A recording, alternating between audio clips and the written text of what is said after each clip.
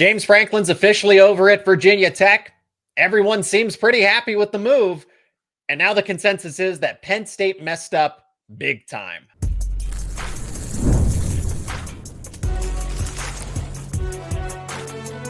You are Locked On College Crossover, part of the Locked On Podcast Network.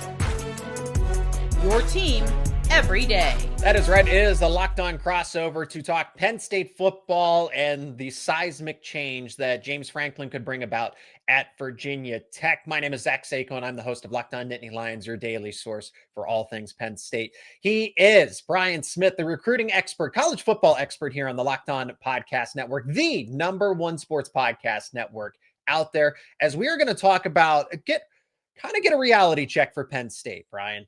What kind of job is this? What level job is this? Top 10? Is this barely top 30, right? Where does Penn State actually stand in the pecking order? We're also going to talk about which players, commits we think are going to follow James Franklin, and coaches as well. Administration, follow him to Blacksburg, Virginia. But get your take initially on the impact of Franklin at VT overall. Today's show is brought to you by FanDuel. Right now, new customers can bet just $5, and if your bet wins, you'll get $300 in bonus bets to use across the app. Download the app today. Friendly reminder to let us know your thoughts down in the comments section. So, Brian, the floor is yours. This is going to be an interesting episode. I don't know if it's going to be a fun episode from the Penn State point of view, but give me that reality check here. Did Penn State mess up big time by firing James Franklin and letting him go to not necessarily a rival, but a regional program in proximity that can do some damage? Well, when you fire a coach, you don't know where he's going to go. So I don't think they let him go anywhere. But by getting rid of him, you put him in proximity to you, possibly. So let's see who Penn State hires first. But he's going to do some damage to Penn State. He's got an ego. He got fired. He's going to want to recruit Pennsylvania. He's going to want to recruit New Jersey, DC. He's got an axe to grind. I get it. So he's obviously a good recruiter. We both know that. Mm-hmm. He understands all the political correctness of how and when to recruit certain schools. Can he get it done early? Probably not. But they're going to build a top 20 team. What do you mean by not get it done early? Because we're going to, with the portal in conjunction with that, we're going to talk about, what the concern is with him trying to gut this Penn State roster. So you say he can't get it done early. Why do you say that? Virginia Tech has to prove to me they have the money bags to make it happen quickly. You think it's all lip service? Because they have the financial backing, and they're it's the rumor is they're now a top 3 financial institution in the ACC. Prove it. That's what I say. Okay. So, I need to see that. And if they are, then we'll know right away because there's only one portal window, and that's January 2nd through the 16th. Mm-hmm. However, 2 parts here. Number one, Franklin likes to build more through high school. Secondarily, he's just getting in there and he's getting his assistants. It's kind of rough. It's not a Franklin or Virginia Tech thing. He's not going to have everybody on the ground that he wants for very long. It's going to be random who they kind of get first year. I'm more curious with his first full class. How many times can he win a battle against Penn State, against Notre Dame, against Syracuse, against teams that recruit the East, Michigan, Ohio State, Maryland? I bet he wins some battles because I've always said when I come on your show, Zach, recruits pick coaches, not schools, more often than not. Franklin's a popular guy with recruits. We both know that. And he's going to bring some guys with him on his staff that are good recruiters. And Virginia Tech's got some history. Yes. Years 2, 3, and 4, I'd be more worried about him, though, if I was Penn State than I am year 1. That's just kind of how I look at it because they're probably not going to be that good year 1.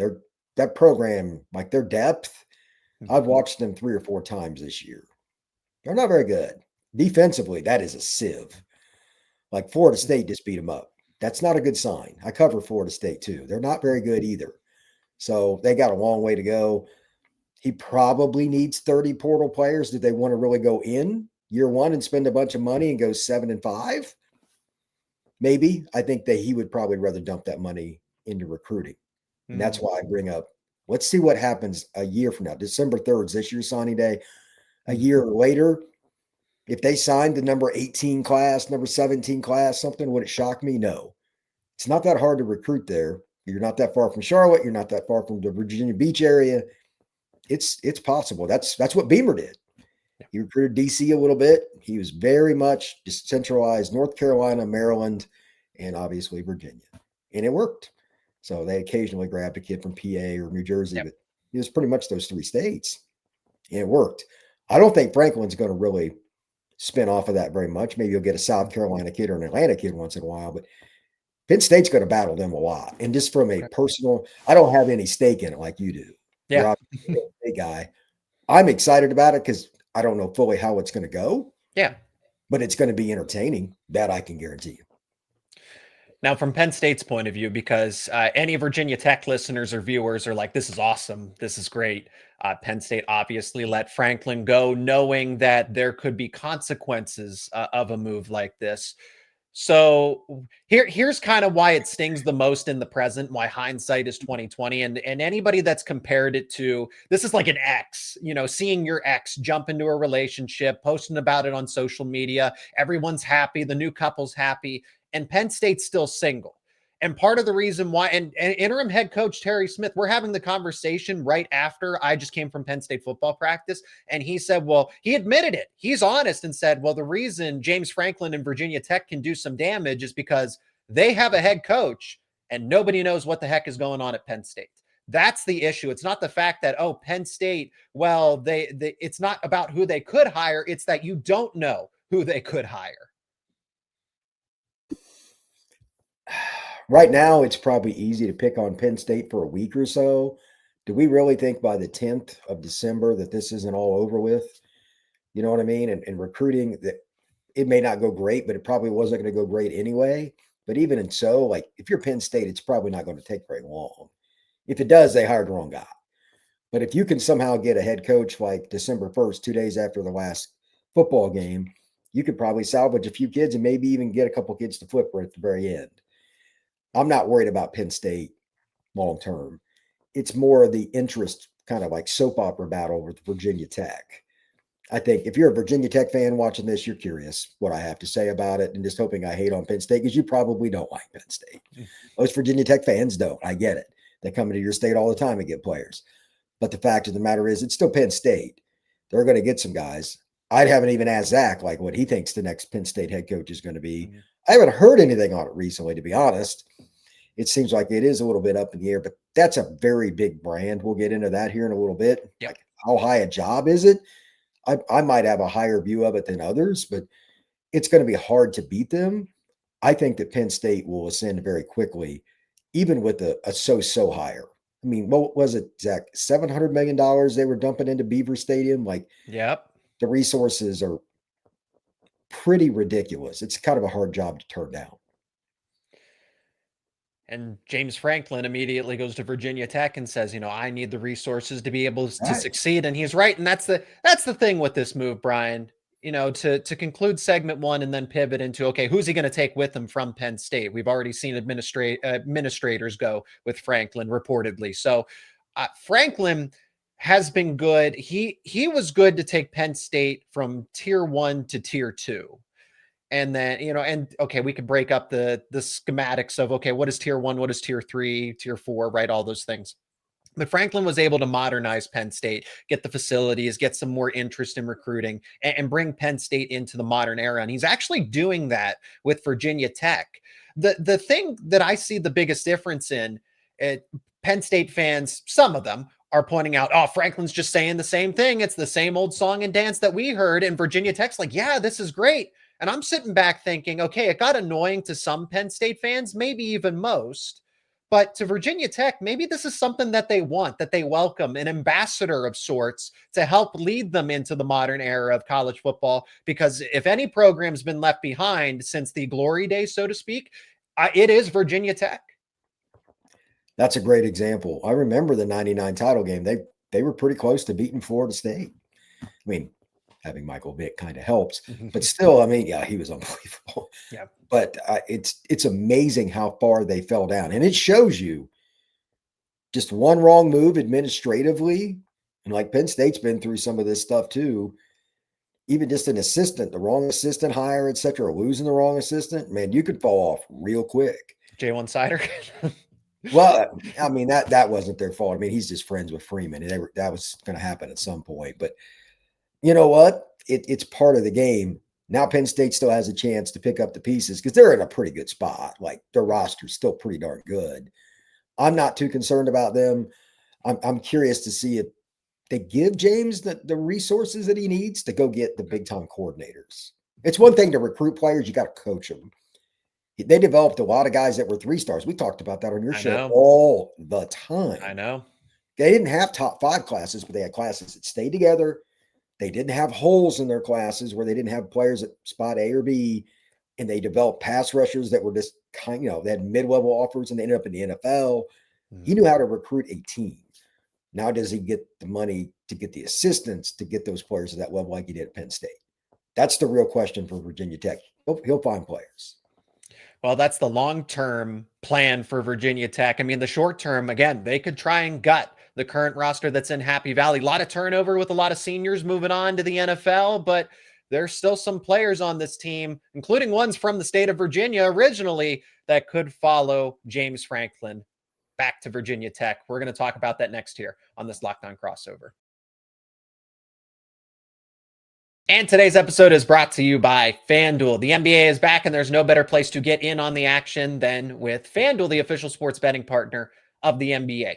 Even if you missed the start of the game or you want to ride the hot hand, FanDuel has live bets on everything from who will score next to fourth quarter comebacks. Plus, you can even combine your live bets into a same game parlay for a shot and an even bigger payout. It keeps every game exciting, especially when your team's making that late push. And right now, FanDuel is giving new customers $300 in bonus bets. That's right, $300 in bonus bets when your first $5 bet wins. And those bonus bets can be used on anything. NFL football, NBA basketball, college football. Lines are available for Penn State versus Nebraska this weekend. Penn State is a pretty decent favorite here. 8.5 points on the spread, minus 330 on the money line, plus 265. If you're thinking the Cornhuskers for an upset, the total is set at 44.5. If you like those lines, you can bet them over at FanDuel.com or the FanDuel app. And remember, FanDuel is giving new customers $300 in bonus bets when your first $5 bet wins. So head to FanDuel.com to sign up and play your game with FanDuel, the official sports betting partner of the NBA. Well, we've already seen James Franklin start to bring over administrators with him to Virginia Tech. It's been reported that a number of people that were on staff, not coaches, but guys behind the scenes, we're talking recruiting coordinators, we're talking general manager, chief of staff, already reportedly joining Franklin and Virginia Tech. That was expected because a lot of these guys are Franklin guys. Okay. They're not, they didn't come from Penn State, right? Some of them have already followed Franklin everywhere. Vanderbilt, Penn State, and now Virginia Tech. What's going to be interesting, okay, what assistant coaches? Any ones that are actually affiliated with Penn State?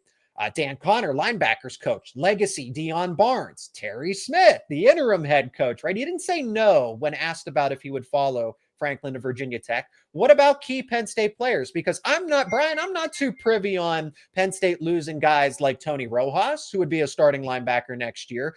His co-starter, Amare Campbell, who would have formed, I think, both of them are all conference caliber. And again, if Tony Rojas stayed healthy, maybe there's a case for him to be an All-American. Hey, that's a completely different conversation. What about quarterback? Do you want to go chasing a quarterback in the portal? Most coaches will have their preferred guy that they bring in that would follow them, right? If you take a sitting head coach. But Ethan Grunkemeyer is not bad. I do see a future for him if he wants to stay at Penn State. But I'm also starting to side with the fact that I can't help but think that Grunk might follow James Franklin and be an instant starter at Virginia Tech next season.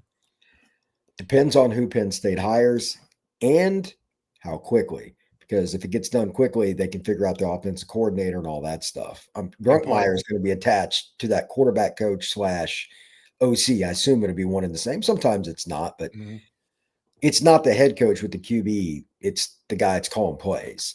Okay. So that's the key there. I'm going to leave Grunkemeyer alone, but he picked Penn State and he's from Ohio. Not many Ohio kids go to Virginia Tech. That being the case, you never know because he's got familiarity with Franklin and some of that staff. So I'm sure he's got an offer to go if he wants to transfer, and that'd be fine. My guess is he'll stay at Penn State if they make the right kind of hire. In other words, don't hire a 1985 I formation coach, which there aren't any of those anymore, really. So they should be okay. The Virginia guys, though, I would be surprised if they didn't lose at least one. Okay. That'd be my guess because loyalty is still a very strong thing. How good is Virginia Tech going to be next year? I don't know. Is it going to be somebody like Rojas? Doubtful, but at the same time, it's possible. They've got, how many do you think they got on their roster that are Virginia right now? 15, something like that. It's got to at least be 15 kids, I'd imagine, out of like 100. I mean, if we're counting walk-ons, or in Penn State's case, they're called run-ons, right? James Franklin called them that. There are a number of players, but also ones that are from DC. It's not only just Virginia, because everyone points out that, oh, Virginia is, or tries to point out that Virginia is this recruiting hotbed, and there's so much talent that comes out of there.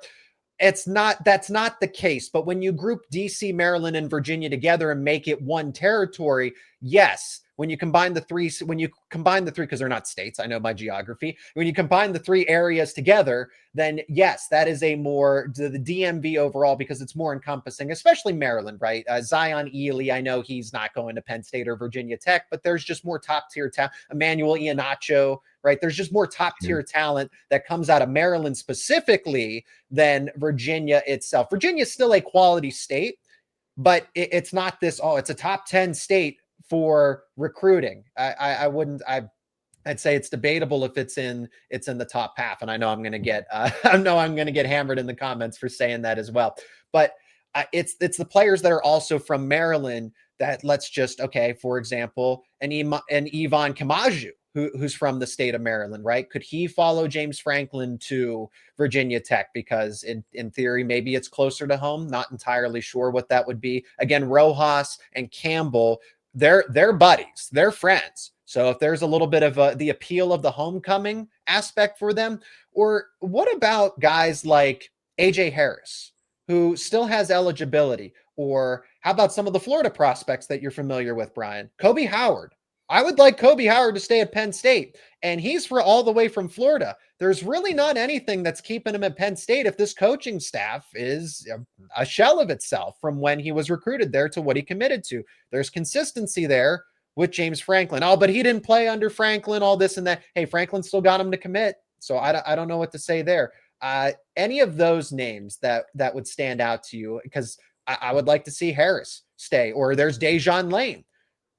Dejon Lane is from Maryland as well. So those are some players that I'm a little skeptical about, that have uncertainty at Penn State, that could find themselves starting at Virginia Tech. If I had to guess, it's always relationship based. Keep that in mind. But I think defensive players would be more likely, because Penn State was so much more successful defensively. That'd be my guess. But which ones? That's just purely relationship based, and it's never the easiest thing to figure out. The DC, Virginia Beach, all the way down to the kids out in the sticks of Virginia, they might have got a few of. That's not going to hurt Tech's chances, but it's going to be James's relationship and the people he brought with him from Penn State, their relationships as well, if they're going to make that move. I could see even a few guys that are backups. I don't even know who they would be. Yeah. In general, it could be PA guy, whatever, New Jersey guys. Because like I said, I'm not trying to be mean, but this Virginia Tech team's probably going to need a lot of transfers. They're down to freshmen. But that's the intriguing part, is that you can come in and start right away at Virginia Tech. Yeah, you'll play. In certain spots, they need somebody to play. Like, it's bad. So they couldn't cover Florida State at all, and they got a couple good receivers, but like their pass game is pretty inconsistent, and that that's how bad their secondary is right now. So I'll be curious to see what Franklin throws together. But yeah, any kid he's familiar with, you also got to remember there's not a lot of background check to do there. He already knows them. Yeah. Like, he was just coaching them a month ago. So yeah, I think that's 5 to 10 kids, most of which probably aren't that consequential to Penn State, will end up there. Something like that. Maybe like one starter, rest backups would be my guess. This concept that it's going to be a mass exodus to Tech, I'm not buying that. Okay. Because that program is in a bad spot. It's going to be a little bit. So I don't think a lot of the Penn State starters are going to be like, oh boy, let's go to Tech. I don't see that. I could still see there being maybe not necessarily a mass exodus, but a decent amount of players, whether that's Virginia Tech or just other schools, right? These are players that can play Big Ten football. It is presently a step back for them to go play in the ACC. It's the SEC and the Big Ten that are the biggest feeder to go to the NFL. So could other Penn State players, not necessarily, it's not even about Virginia Tech. if you're Penn State, you have to try to find a way to keep them from being poached by other Big Ten programs, other SEC programs. So it's not even just Virginia Tech in this instance. It's about fending off other immediate comparable programs right now in the present. So Penn State, with that being said, hey, they're in the Big Ten. There's an allure to stay at Penn State because of the level of institution it is. Or so I say, because my personal opinion, Penn State is a fringe top 10 program, especially with the finances that they have. But State College, it's not that great of an area. Okay, so let's talk about it. What kind of caliber of program is Penn State? What level job is it? And why hasn't Penn State hired anybody? What's going on? What coach will fit best? We're going to get into all that and more coming up next here on this Locked On Crossover.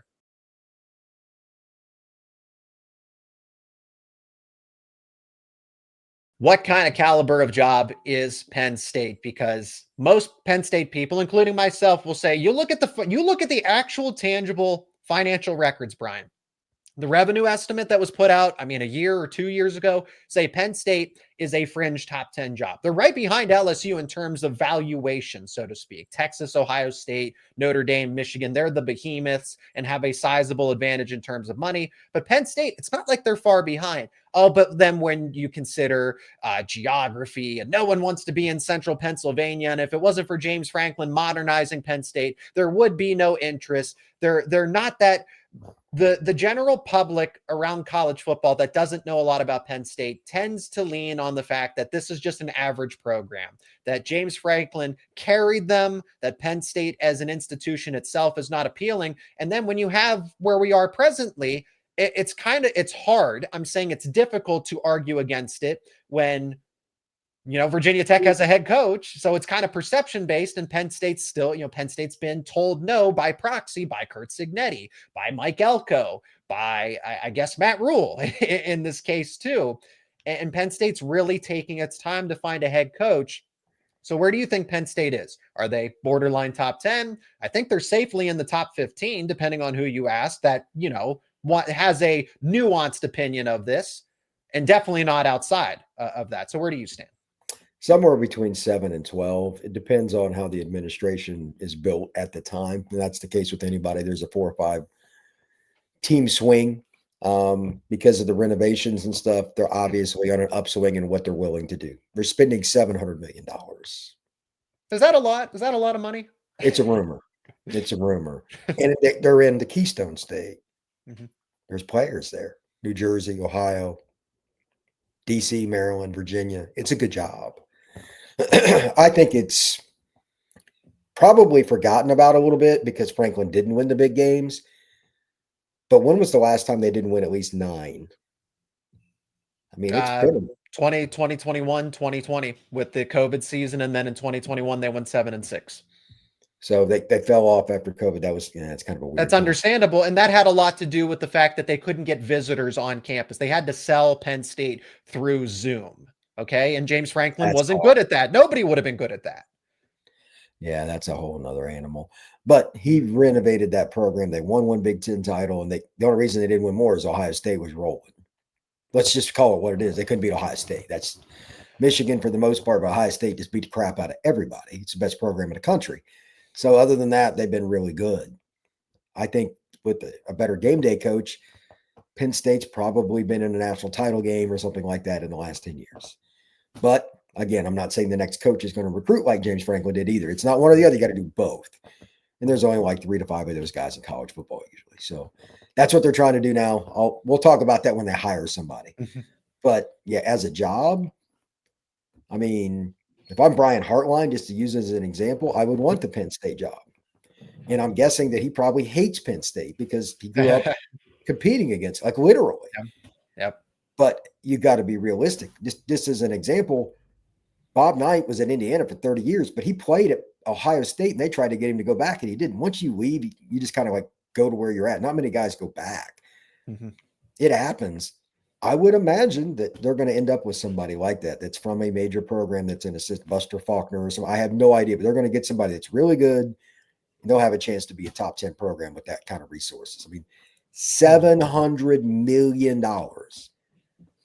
That's not normal, bro. It's not normal. So I would imagine that Penn State's going to be just fine. And the talent and the history and the recruiting base, all that is fantastic. It should not be very difficult.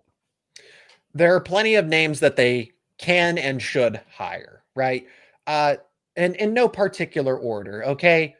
Like, and I'm not talking about realistic or like Brian, because I want your answer on who they should not hire or who they should try to avoid, right? What would consider them, this was truly a disaster, because you said it's only a disaster for Penn State if they get their hire wrong. It's not that James Franklin went to Virginia Tech, it's who they hire to replace him. So Brian Hartline, I think, would be an A type of hire. Bob Chesney, if you give him time and see how he does, I think he could be an A hire, but there's going to be speed bumps along the way because he's never managed a program the caliber of Penn State, but he's been a head coach for a long time.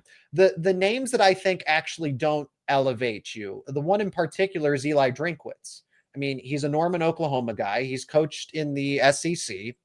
He just has no ties, no connections to the Northeast, to the Mid-Atlantic. I know he's recruited a quarterback out of there, and he beat Penn State for Matt Zollers once upon a time. He has Bo Prabula, right? But long term, how is he going to fit in at Penn State? So at Kalen DeBoer, if it crashes and burns at Alabama, right? There are Penn State people, including myself, that think, hey, maybe there's an opportunity here to get DeBoer away if they happen to lose to Auburn here, finish 9-3, and everything's like, whoa, this guy's not it. He is not the replacement for Nick Saban. So where's your mind at when you're thinking Penn State, this is what they can do? Or is there a total wild card out there that I'm not even naming, a Brian Daboll, for example, to take over? It depends on what their timeline is, because you're going to get screwed on National Signing Day if you make a coaching change, no matter what it is now, because it's the first Wednesday. You have to go through the transfer portal. You have to build through the transfer portal. You're going to lose some kids. We know that. Mm-hmm. With that being stated, I don't know how patient Penn State's going to be, and I don't know who they would try to hire, but to my knowledge, the only guy that's going to be in the playoff that's available is Kiffin, and I don't think he's interested in Penn State. That's not a fit. So this is probably going to be done in December, is my guess. Okay. Just think about the teams in your head. You kind of know who's in the playoff. Are any of those guys really going anywhere? No. So barring something very unforeseen. So that, the guys that are like Alex Golish and the guys like, Summerall and stuff, they're in play. That's fine. Mm-hmm. Some of the main, like Glenn Schumann, the defense coordinator at Georgia, there's all kinds of possibilities, but I'm trying to think like you did. The guy at James Madison's interesting. Who's got ties to the East? It's got some kind of recruiting acumen and, it's got some pizzazz. I still think Chesney, he's a Pennsylvania Cold Belt guy. Yeah, that's what I mean. And Hartline's from Ohio. That's, that borderline. Anything like that's impressive, but it doesn't always work that way. You need to still cast a wide net and just go through the interviews. But if they don't have somebody by the 20th of December, I'd be surprised. All right. And that's where we're going to finish things up on this Locked On crossover, but we're definitely going to have plenty of follow-up conversations as the names start to move through the news cycle, right? There's going to be plenty to break down, plenty to analyze, rumors galore, and also what's actually tangibly being reported, because Franklin, like I said, axe to grind. He's going to come after Penn State, and we're going to break it all down from the transfer portal angle, the recruiting angle, the personnel angle, all of it. He is Brian Smith, the host of the Portal, which talks all things transfer portal and recruiting. He's just the college football expert here on the Locked On Podcast Network. My name is Zach Seyko, your Penn State expert over at Locked On Nittany Lions. Subscribe to both of our channels and wherever you get your podcasts for the latest conversations around all things Penn State and college football. Brian, thanks so much for the time. Thanks for your expertise, and can't wait to have a follow-up conversation, hopefully positive for Penn State, but it's always great to chat with you. Thank you very much. I look forward to it.